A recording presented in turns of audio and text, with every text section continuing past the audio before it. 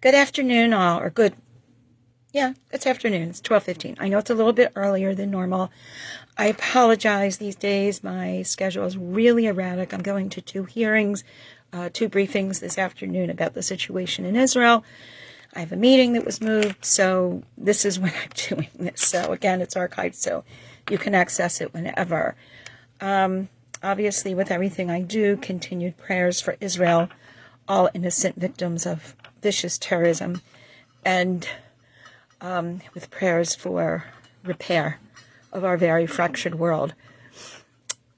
This year, as I explained last week and previously, I'm dealing with Haftarot and their connection to the Torah portion. Last week, we actually read Macharat Chodesh, so a different Haftarah than I spoke about, but as we go through the year, I am going to be speaking about the Haftarot that are assigned to the Parsha, not the alternative ones, because they are assigned due to thematic connections versus those that we read if it's Rosh Chodesh or if it's Rosh Chodesh the following day. So just full disclosure, that is the way this is going to work. So I've entitled this week's Parsha discussion, Floods, Water, and God. There's so much talk about water at this season. We're also sitting here together after a summer and fall of much rain and downpour in our lives. As we know, water can and does both heal and destroy. Today, we are greatly concerned about the destruction of the various elements of our environment as we take a cheshbon nefesh, an accounting of ourselves and our actions that are not showing kindness and proper behavior as the stewards of our earth. I was fascinated I've been watching Israeli news, 1118, and during the breaks between the various commentators and news reports of what's going on in Israel, there's a lot of green reporting, windmills that are changing how we use our energy, a rain dance in parts of Africa that are parched. This is part of our concern, the environmental sustainability. We now have political refugees that we're dealing with, and we worry that in the coming years, there will be meteorologically motivated refugees, climate refugees, to add to the mix if we don't change something. Through misuse and abuse, our resources are becoming gravely compromised, and we are feeling the impact of this dynamic greatly. Water is supremely important in our lives and always has been. This importance has been amplified through the last weeks in the season in which we find ourselves as we transition into different ranges of temperature and precipitation. With respect to the religious rhythm of our lives, we read Sefer Yonah on Yom Kippurim, where water is both destructive and healing, an apt metaphor for our self-reflection and coming to terms with who we are during those Aseret Yemei Teshuvah. Yonah himself has to go through a profound transformation while in the water and in the whale living in the water, giving him shelter. Later in the narrative, when the Kikayon wilts and dies, reflective of the lack of water, Yonah is provided with an object lesson about just as our earth and its produce need water to live, so we need God and faith in our lives, continuing this theme from past weeks. Throughout Sukkot, water was on our minds. We are in our Sukkot, we are subject to the elements outside, and we hope that while we fervently pray for rain on Shemini Atzeret, it does not appear at the moment we are sitting, looking at the stars, and preclude our eating and living in our sukkah. As Dan Brosgil explains, water plays an important part in the story of the Jewish people symbolically, spiritually, and historically. Water, rain, and floods have a spiritual and a historical meaning. Water symbolizes rebirth, starting anew, and spiritual cleansing. In the story of our collective beginnings as a people, water wiped out an entire population in our parsha, so God could repopulate the earth with people who behaved in a more ethical way. The mikveh, the ritual bath, is a means used for people who are converting to Judaism and to symbolize the entry into a new state of being, Jewish. Our prophet Miriam, Moshe's sister, is associated with water. A legend surrounds her about a well that accompanied the Israelites throughout the desert, which gave the people sustenance during their 40-year journey. Water has particularly significant meaning associated with our observance of Sukkot. The festival of Sukkot was closely linked with water and with rainfall. Sukkot is one of the 3 pilgrimage festivals, the Shalosh Regalim, along with Pesach and Shavuot, which have their origins in the Bible, in our Torah, and in the agricultural traditions of the Jewish people.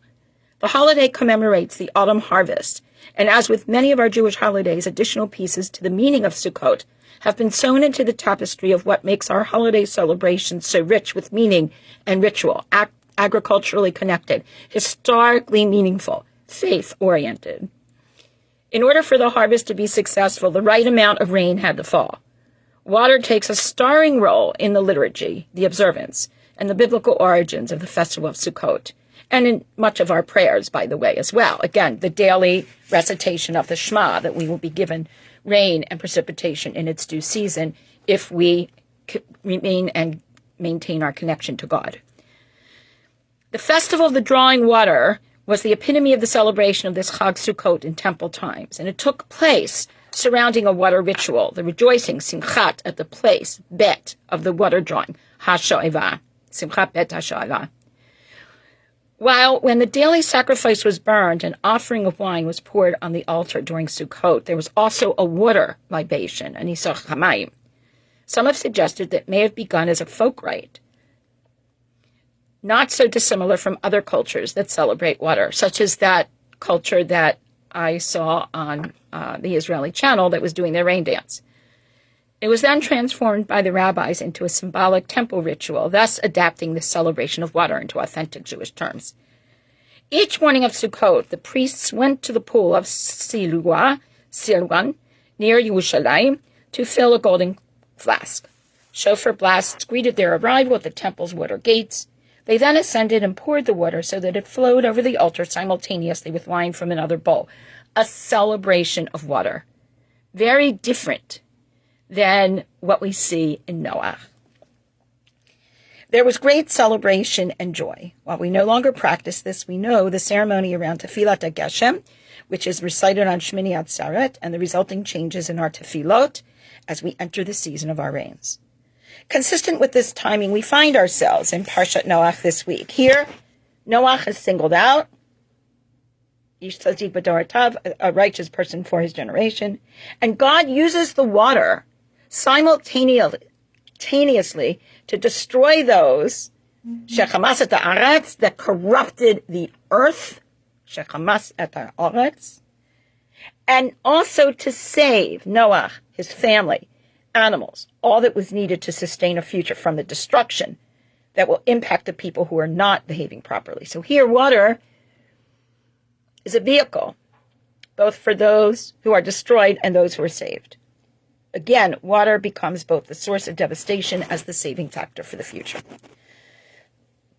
We see that this is evoked in the accompanying Haftarah for this week as well, which is Yeshayahu chapter 54, verse 1, through chapter 55, verse 5. For your master is your maker. The Lord of hosts is his name. Your Redeemer is the Holy One of Israel. This shall be called God of all the earth. Ki balecha asiach Hashem tzvaot shemo v'gadech kadosh Yisrael Elokei kol haaretz yakareh. All of the earth, meaning kol haaretz, everything in the earth, water, all of that, which is counter to ancient cultures that believe that the natural phenomena themselves were either controlled by specific gods or were themselves the gods. Then Yeshayahu goes on and says, and this is a familiar image, we will see this in Hosea and other prophets, Ki ke'isha azuva v'atzuvat ruach. Like a wife who is deserted and distressed, has God called you. And a wife of one's youth who was rejected, says your God. So in other words, Yeshayahu is talking about how the people have rejected God, how there is idolatry, how there is a lack of social justice. These are called the prophets of social justice. And throughout the prophets, we're told, don't come to the temple, don't bring your sacrifices, don't have your celebrations, such as we know them, if you are not going to be kind to each other, if you are not going to practice social justice, if you are not going to consider all humanity your brothers and your sisters. This relationality between God and the people that God creates is often likened to a marriage, in which there is a singular and intended eternal loyalty on an aspirational level. But in reality, this falls apart too often. God then says, Berega katan, this is the words of the prophet reflecting God, for a small moment, Berega hakatan, and remember those words, Izavtech uverachamim gedolim akavtzecha. For a small moment, Berega katan, I have forsaken you, but with great mercy I will gather you. With a little wrath, B'shevetz kotsef histarti panai, I hid my face, evoking that verse that we know that we often use from Devarim. In those days I will hide my face, which we believe is connected to the name of Esther, Hester Panim, hiding one's face, and God not appearing by name in the book of Esther, but clearly there are many, many hints, including the very name Esther. I have hidden my face from you for a moment, for a small moment. That rega katan, but with everlasting compassion, I will have compassion. With everlasting kindness, I will have compassion on you. Note this use of the rega katan. The obvious question here is a small moment to whom? Remember, God is outside of time. God is outside of chronology. God is outside of space. The omnipotent, omnipresent, omniscient God is outside of the confines of what we understand existence to be as limited, confined human beings. So when we say small moment, we as human beings may have a sense of what that small moment is. But for God, it may appear to be very different. For example, we wish people, Admei Avesrim, you should live 120 healthy years. Now, 120 healthy years in human understanding is a long time. However, in terms of the history of the world and everything that is and everything that has evolved, it can be berega katan, a small moment.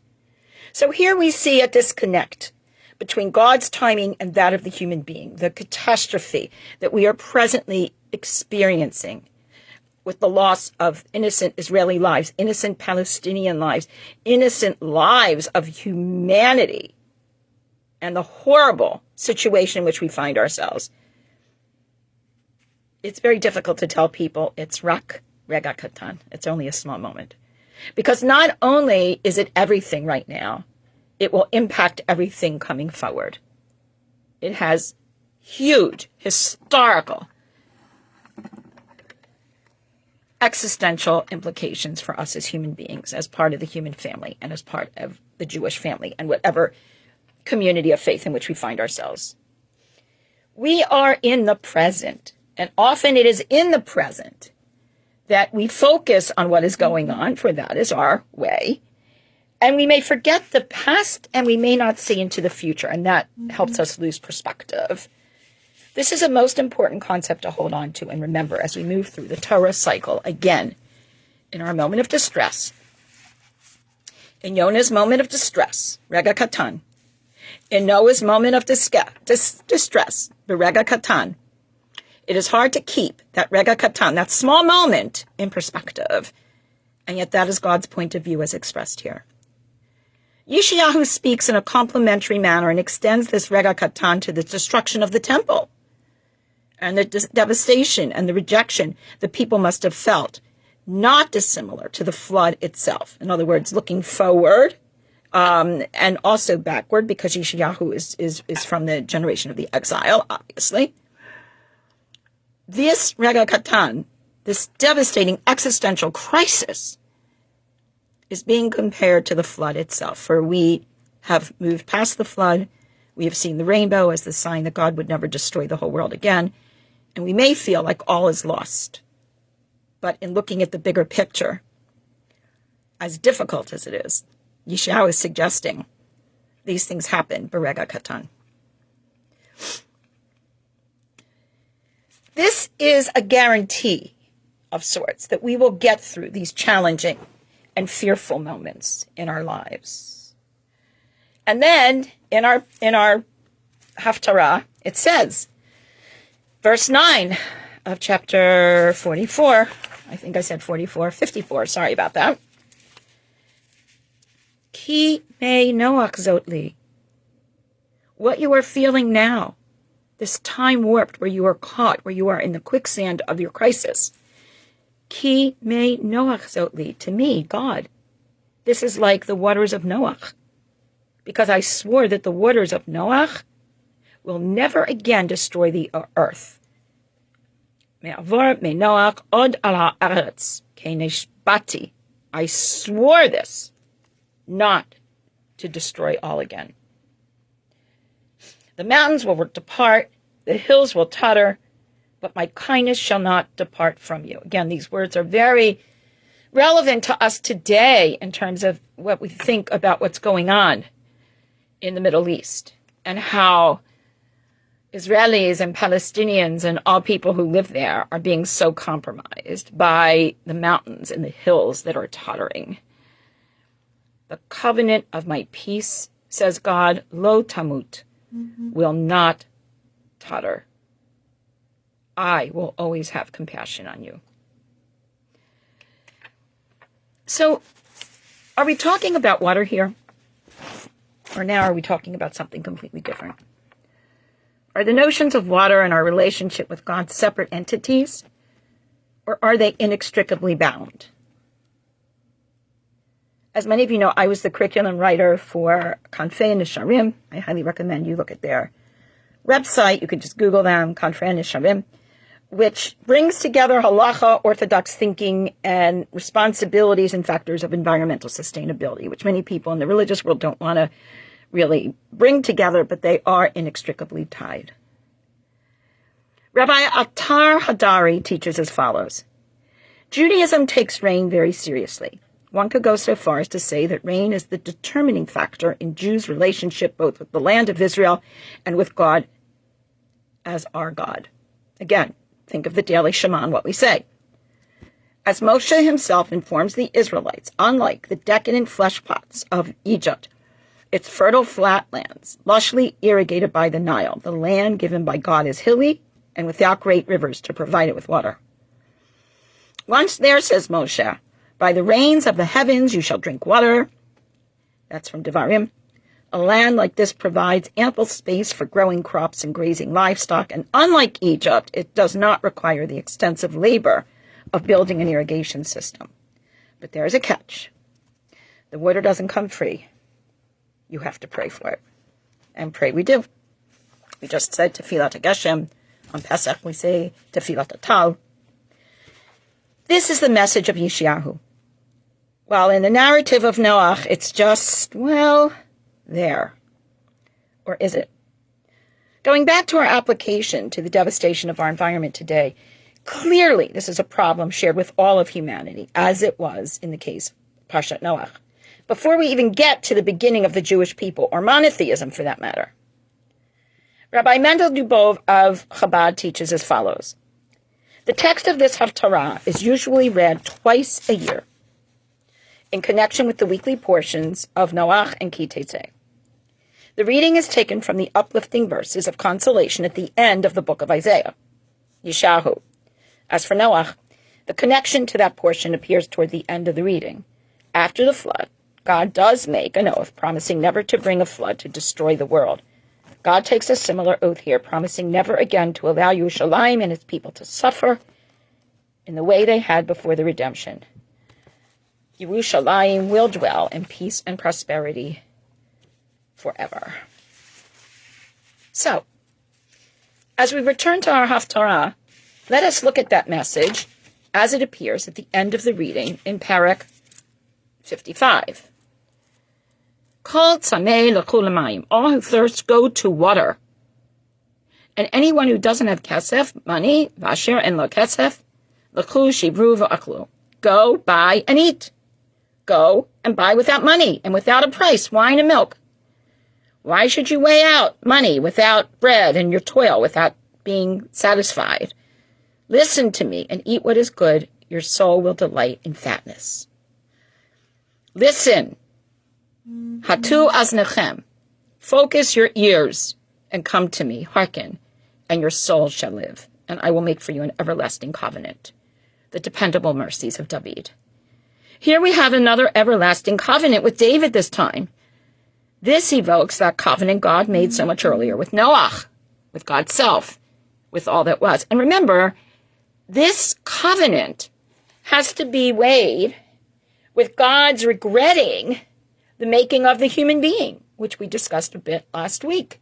God regrets making this person who does not always choose well and chooses to destroy and hurt and invade what God has created. A nation you do not know will call. A nation you do not know will run to you. Why? Not for your own sakes. For the sake of God, your Lord, for the Holy One of Israel, because God made you the ones you can run to. And again, these are the prophets of social justice. Among the many discussions of what's going on today, in fact, I just had a very long discussion with a Muslim colleague and friend of mine this morning, dear friend. We are having a very, very hard time with the issues of social justice, with squaring away how people are being destroyed and moral equivocation. And we expect the Israeli government to both protect people and protect lives. And how do you do all of that? And it's so hard. It's so hard. And it gets messier and messier and messier as time goes on. Seek God, says the prophet. Darshu Hashem bihimatzu karauhu behiyato karov. Seek God, and when God is found, call God. God will be near to you. We are to remember that God is within us, that none of us is above, that none of us has the right to kill, to take a life. That was the lesson of the horrible situation between Cain and Hevel, and we haven't learned. So here is God who must be sought, similar to what we learned in Sefer Yonah, where God must be sought. God is close to us and ready to help us. We just may not see it. So now let's return to our parsha, to Parshat Noach. Noach hayat tzaddik tamim hayat b'dorotav. Noach becomes a healing presence for God. Because immediately before this, we learn, as I just referenced, Vayinachem Hashem ki asad adam be'eretz v'yitatzu libo. God, his heart was broken when he saw this human being who God created to achieve the heights devolve to evil. And Hamas et haaretz, destroy the land. I will blot out the human being whom I created, my greatest creation, whom I regret. Ki nichamti ki asitem. I regret that I made them. Now, interestingly enough, the shoresh nun chet mem means both regret, in other words, being discomforted, and then being comforted. So think about this for a minute. When someone destroys something that's hurting them, maybe that brings a measure of comfort, but is that really comfort? Or is that something else? And this is our lead-in to this week's Parsha. Noach found favor in God's eyes. But clearly this was not enough. God saw the earth. We're now in Parshat Noach. It had become corrupted. All flesh had corrupted. Ki hishchit kol basar. And God says to Noach, the end of all flesh has come before me. The earth has become full of robbery. I am destroying them from the earth. The end of all flesh. Rashi says, whenever you find promiscuity and idolatry, a pestilence comes upon the world and kills both the good and the bad alike. And this is from Bereshit Rabbah 26:5. Make for yourself an ark of gopher wood. You should make the ark with compartments, and you will caulk it both inside and outside with pitch. Again, Rashi. There are many ways to bring relief and rescue to God. Why then does God burden Noah with construction? In order that the people of the generation of the flood should see Noah occupying himself with God's commandments, and that God, even in bringing the flood, l'havim abu la'olam, God is also ensuring continuity. Berega katan, a small moment. Each one of us, and our whole world, is our lives, the lives of our parents, the lives of our spouses, the lives of our children. We are berega katan. This is the macro view, not the micro view. Later in our parsha, Noah also disappoints. First, we see, Vakimoti et briti tchem. I will establish my covenant with you. Never again will flesh be cut off by the floodwaters, says God. This is the sign of the covenant. Zot ot habrit asher ani noten beini u'beinechem u'bein kol nefesh chaya asher yitachem lidrot olam. This is the sign that I will create between myself, between you, between every living soul for you, for everlasting generations. Ve'et kashti, keshet, the rainbow, I have placed in the cloud. It will be a sign of this covenant. And it will come to pass that when I bring clouds to the earth, the rainbow will appear.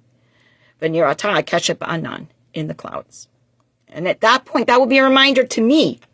V'zacharti et briti, I will remember my covenant, which is between me and between you, to use water for good, to use earth for good, to use all the capacities for good, not for bad, to destroy everything.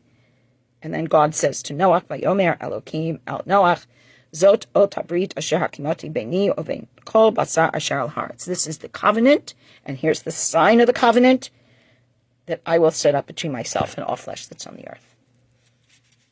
So Noach pops along, and Noach becomes master of the soil and is living his life. And unfortunately, Rega Katan, as catastrophic as the experience was, and as saving as God's covenant was, what happens? He drinks the wine. He becomes drunk.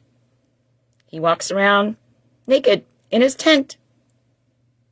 And of course, we know that at that point, this is not a good thing. And then, of course, we have this other drama that ensues. So here we have this pattern of water always being present.